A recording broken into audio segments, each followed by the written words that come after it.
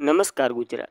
આજે આપણે જોઈશું 6 મે 2024નું મોસ્ટ ઇમ્પોર્ટન્ટ કરંટ અફેર. તે પહેલાં ચેનલ ઉપર ખાસ કરીને નવા હોય તો ચેનલને સબસ્ક્રાઇબ કરવી. તાજેતરમાં આંતરરાષ્ટ્રીય સીતા દિવસ ક્યારે ઉજવવામાં આવ્યો? તો કે 3 મેના રોજ આ દિવસ ઉજવવામાં આવે છે. તો ખાસ કરીને યાદ રાખો, આંતરરાષ્ટ્રીય સીતા દિવસ 3 મેએ ઉજવવામાં આવે છે. અને પ્રાણીશાસ્ત્રનું તેનું નામ તો કે પેન્થેરા પટર્નસ તરીકે ઓળખવામાં આવે છે સીતાને, એટલે કે વૈજ્ઞાનિક નામ. અને આંતરરાષ્ટ્રીય હિમસીતા દિવસ તો કે 23 ઓક્ટોબરે ઉજવવામાં આવે છે. ત્યારબાદ મેના બધા જ દિવસો જોઈ લઈએ જે હાલ્યા તે. તો કે 1 મે આંતરરાષ્ટ્રીય મજૂર દિવસ અને ગુજરાતનો સ્થાપના દિવસ. 2 મે તો કે વિશ્વ ટૂના દિવસ. 3 મેની વાત કરીએ તો વિશ્વ પ્રેસ સ્વાતંત્રતા દિવસ અને આંતરરાષ્ટ્રીય સીતા દિવસ ઉજવવામાં આવે છે. ત્યારબાદ નેક્સ્ટ પ્રશ્ન જોઈએ. તાજેતરમાં નેશનલ જૂટ બોર્ડના સચિવ તરીકે કોની નિમણૂક કરવામાં આવી છે? તો કે શશી ભૂષણ સિંહની નિમણૂક કરવામાં આવી છે નેશનલ જૂટ બોર્ડના સચિવ તરીકે.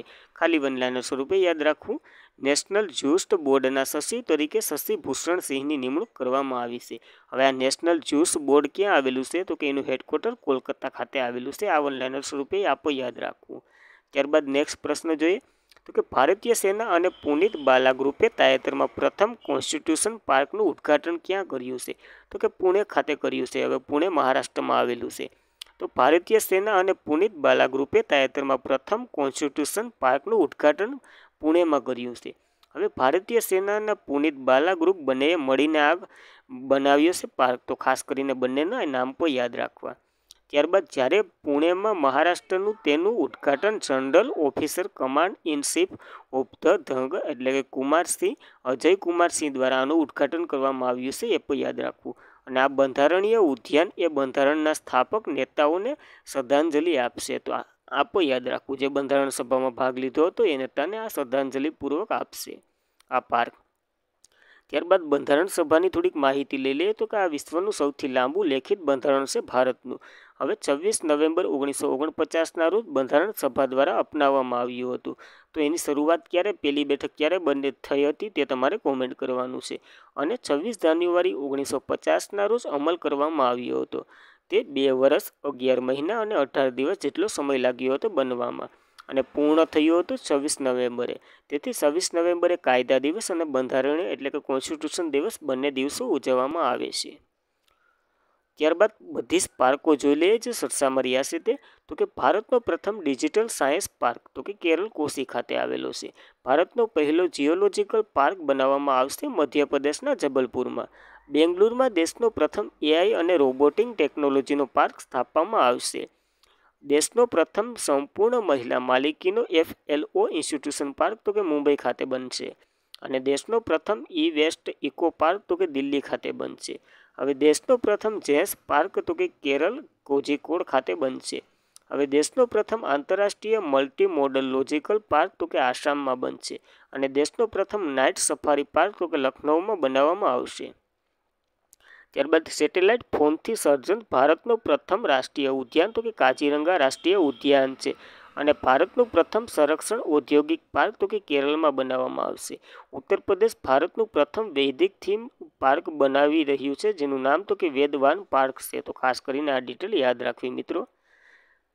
ત્યારબાદ તાજેતરમાં બહાર પાડવામાં આવેલ વર્લ્ડ પ્રેસ ફ્રીડમ ઇન્ડેક્સ 2024માં ભારતને કેટલામું સ્થાન મળ્યું છે? તો કે ભારતને 160મું સ્થાન મળ્યું છે આ ઇન્ડેક્સમાં.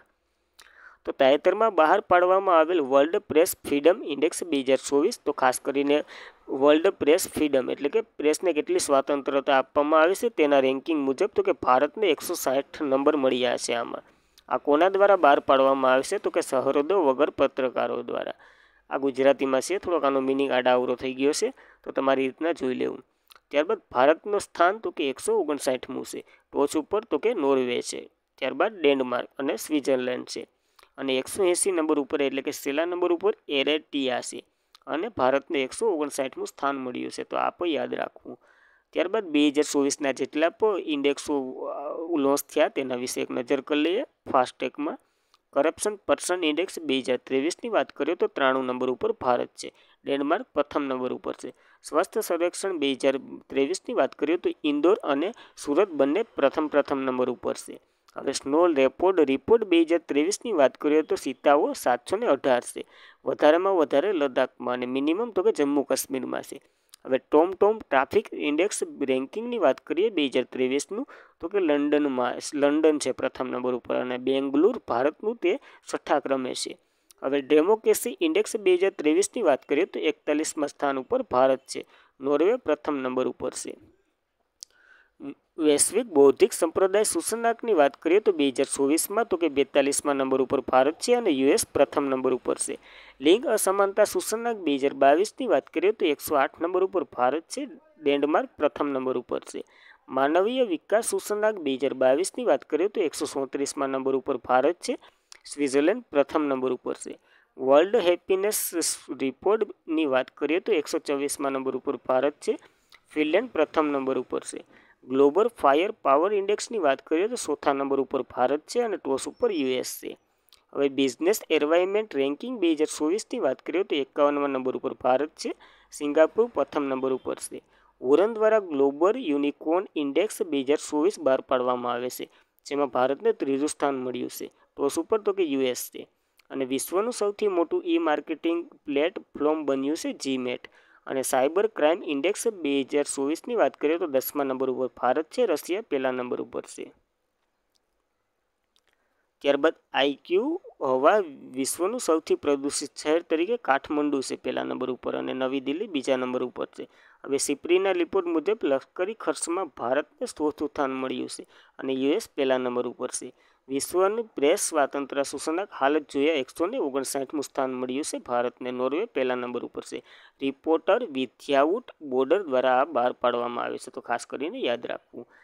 ત્યારબાદ તાજેતરમાં મેચ એએફસી અંડર-23 એશિયન કપ કોણે જીતી છે? તો કે જાપાને જીતી છે. આ ખાસ કરીને યાદ રાખવી.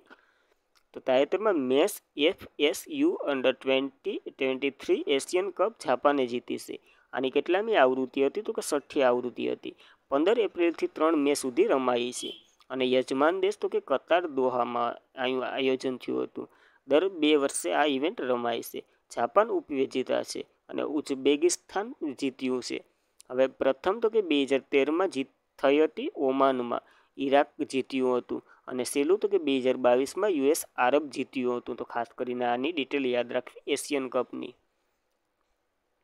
ત્યારબાદ થોડીક ફૂટબોલને લગતી કપો જોઈ લઈએ તો કે સંતોષ ટ્રોફી તો કે સર્વિસર એટલે કે સેવાયોએ જીતી છે. હવે 132મી ડુરાન્ડ કપ તો કે મોહન બંગાલે જીતી છે. હવે BCC sport personality of the year 2023 તરીકે મેરી ઇપ્સ હતા, જે ઇજિપ્તના છે અને શ્રેષ્ઠ ટીમ તરીકે માન્ચેસ્ટર શહેર હતું. હવે બેલન ડીઆરડીઓ એવોર્ડ પુરુષોની વાત કરીએ તો લિયોનલ મેસી છે અને વિમેન્સમાં તો કે આઇતાના બોતમતી છે, તે સ્પેનના છે. ત્યારબાદ 21 ફિફા વર્લ્ડ કપ 2022 તો કે કતાર માસ્કોટ તો કે લીંબ હતો અને આર્જેન્ટિના જીત્યું હતું. હવે 22મો ફિફા વર્લ્ડ કપ તો કે 2026માં યોજાશે યુએસ, કેનેડા અને મેક્સિકોમાં સંયુક્ત રીતે. 2023માં ફિફા વર્લ્ડ કપ 2030 તો કે સ્પેન, પોર્ટુગલ, મેરેકો, આર્જેન્ટિના, પેગ્વેન્ટ અને ઉઝબેકિસ્તાન આ બધીમાં યોજાશે. હવે 124મી ફિફા વર્લ્ડ કપ 124મી ફિફા વર્લ્ડ કપ તો કે 2037માં સાઉદ અરેબિયામાં યોજાશે અને સાઉદ અરેબિયા 2037માં 22મી એશિયન ગેમની પણ યજમાની કરશે. હવે થોડીક ટ્રોફીઓ અને કપો જોઈ લઈએ તો કે Rovers cup, Santosh trophy, Subroto cup, Durand cup, Ashutosh cup, Manrega cup વગેરે ફૂટબોલ સાથે સંકળાયેલા કપો અને ટ્રોફીઓ છે. ત્યારબાદ ફિફાની વાત કરીએ તો તેમની રચના 1904માં થઈ હતી. મુખ્ય મથક તો કે જ્યુરિચ સ્વિટ્ઝરલેન્ડમાં આવેલું છે અને પ્રમુખ તો કે જિયાનેલ ઇન્ફેન્ટિનો છે. તો ખાસ કરીને આ ડિટેલ પર યાદ રાખવી. ત્યારબાદ ICC men's T20 world cup 2024નું સત્તાવાર ગીત કયું જાહેર કરવામાં આવ્યું છે? તો કે ઓવર ઓફ ધ વર્લ્ડ તરીકે જાહેર કરવામાં આવ્યું છે. તો ICC men's T20 world cup 2024નું સત્તાવાર ગીત તો કે આઉટ ઓફ ધ વર્લ્ડ જાહેર કર્યું છે. ખાલી નામ યાદ રાખવું. હવે ટી20 લગતી થોડીક માહિતી લઈ લઈએ. તો ટી20 વર્લ્ડ કપ તો કે 1થી 29 જૂન સુધીમાં યોજાશે 2024માં. વેસ્ટ ઇન્ડિયા અને અમેરિકામાં રમાશે. કેનેડા, યુગાન્ડા, અમેરિકા પ્રથમ વખત આમાં ભાગ લેવા જઈ રહ્યું છે અને પ્રથમ વખત તો કે 20 ટીમો આમાં ભાગ લેવા જઈ રહી છે. તો આ રેકોર્ડ છે. હવે પહેલી તો કે 2007માં યોજાઈ હતી દક્ષિણ આફ્રિકામાં. ભારત જીત્યું હતું પાકિસ્તાનને હરાવીને. ત્યારબાદ છેલ્લું 2022માં તો કે ઓસ્ટ્રેલિયામાં રમાઈ હતી. ઇંગ્લેન્ડ જીત્યું હતું પાકિસ્તાનને હરાવીને. હવે ઇન્ટરનેશનલ ક્રિકેટ કાઉન્સિલ એટલે કે ICCની વાત કરીએ તો તેમની રચના 1909માં થઈ હતી. હેડક્વાર્ટર તો કે દુબઈમાં આવેલું છે, UAE દુબઈમાં. અને CEO તો કે જોફિલ એલાન્ડિસોન છે, ખાસ કરીને યાદ રાખવા. ત્યારબાદ તાજેતરમાં સોલેમન ટાપુઓના નવા વડાપ્રધાન તરીકે કોને બનાવવામાં આવ્યા છે? તો કે જેરીમલ મલનેસને બનાવવામાં આવ્યા છે. તો તાજેતરમાં સોલેમસ ટાપુઓના નવા વડાપ્રધાન તરીકે જેરીમિયન મનલેસને બનાવવામાં આવ્યા છે. ખાલી વનલાઈનર સ્વરૂપે યાદ રાખવું, ક્યાંક પૂછાઈ શકે તો બહુ ઓછી સંભાવના છે. ત્યારબાદની થોડીક આંતરરાષ્ટ્રીય પ્રેસિડેન્ટ અને PMની નિયુક્તિ જોઈ લઈએ. તો કે સિંગાપુરના નવા વડાપ્રધાન તો કે લોરેન્સ વોંગ. આઇસલેન્ડના PM તો કે બેનર્જી બેન્ટિન્સ. સ્લોવેકિયાના પ્રમુખ તરીકે પીટર પેલેગિન. અબ્દુલ ફતેહ અલ સીસી તો કે ત્રીજી વખત ઇજિપ્તના રાષ્ટ્રપતિ બન્યા છે. જુડિસ સિમોવા તુલુકા તો કે ડેમોક્રેસી રિપબ્લિક ઓફ કોંગોના PM બન્યા છે. અને સેનેગલના રાષ્ટ્રપતિ તો કે તરીકે તો કે બિસેરો દિયોમેન ફાયે બન્યા છે. લુઇસ મોન્ટેગો તો કે પોર્ટુગલના PM બન્યા છે. આયર્લેન્ડના નવા PM તો કે સિમોન હેરિસ. પેલેસ્ટાઇનના નવા PM તરીકે મોહમ્મદ મુસ્તફા. હંગેરીના રાષ્ટ્રપતિ તરીકે તામસ સુલકિયા. અને પાકિસ્તાનના નવા PM તરીકે શાહબાજ શરીફ. પાકિસ્તાનના રાષ્ટ્રપતિ તો કે આસિફ અલી ઝરદારી. હવે ઇન્ડોનેશિયાના રાષ્ટ્રપતિ તો કે પ્રબોવોદ સુબિયાન્તો બન્યા છે. અને યમનના PM તરીકે અહેમદ અવદ બિન બન્યા છે. નાયબ બુકેલોના તો કે અલ સાલ્વાડોરના પ્રમુખ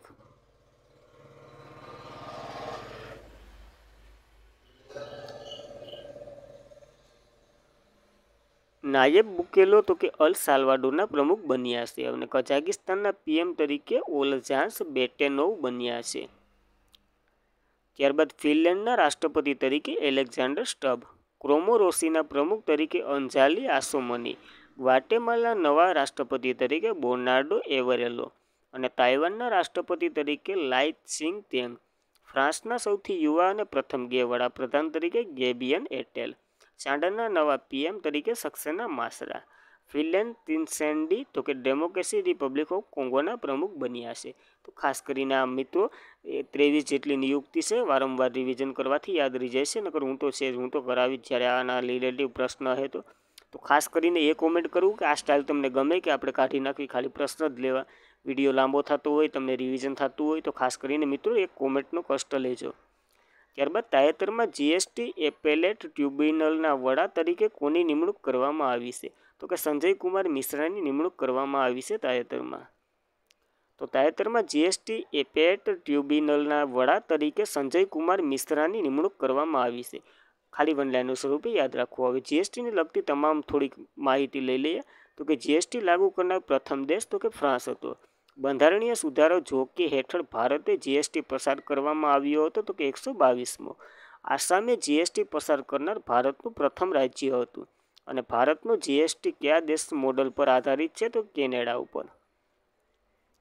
ત્યારબાદ ભારતમાં 1 જુલાઈ 2017થી GST અમલ આવ્યો છે. અને વિજય કેલકર સમિતિ ભારતનો GST લાગુ કરનારનું સૂચન કર્યું હતું. હવે GST બિલનો મુદ્દો તૈયાર કરનાર સમિતિના અધ્યક્ષ કોણ હતા તે તમારે કોમેન્ટ કરવાનું છે. કેટલા પ્રકારના GST દર હોય છે? તો કે 0%, 5%, 12%, 18% અને 28% હોય છે. GST નોંધણી નંબર 15 અંકોમાં કેટલા અંકો હોય છે? 15 અંકો હોય છે GST નંબર. હવે નાણાકીય મંત્રાલય અને GST કાઉન્સિલના અધ્યક્ષ કોણ હોય છે? તો કે નાણાકીય જે નાણામંત્રી હોય છે તે. હવે પણજી ગોવામાં નેશનલ કસ્ટમ અને GST મ્યુઝિયમનું ઉદ્ઘાટન કર્યું હતું તાજેતરમાં નિર્મલા સીતારમણે. તો ખાસ આ પોઈન્ટ પણ નોંધવાની સાથે.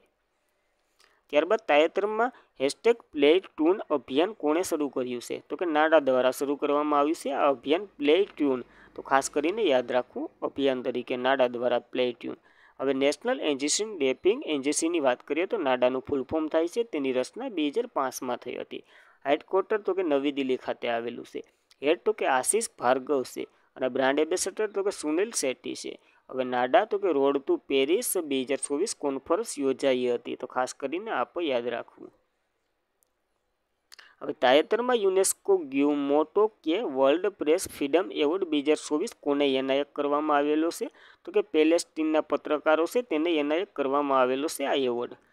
તો તાજેતરમાં યુનેસ્કોનો ગ્યુલેમો કોનો વર્લ્ડ પ્રેસ ફ્રીડમ એટલે કે પ્રેસ માટે કેટલી ફ્રીડમ છે તે એવોર્ડ તાજેતરમાં 2024નો પેલેસ્ટાઇનના પત્રકારોને આપવામાં આવ્યો છે.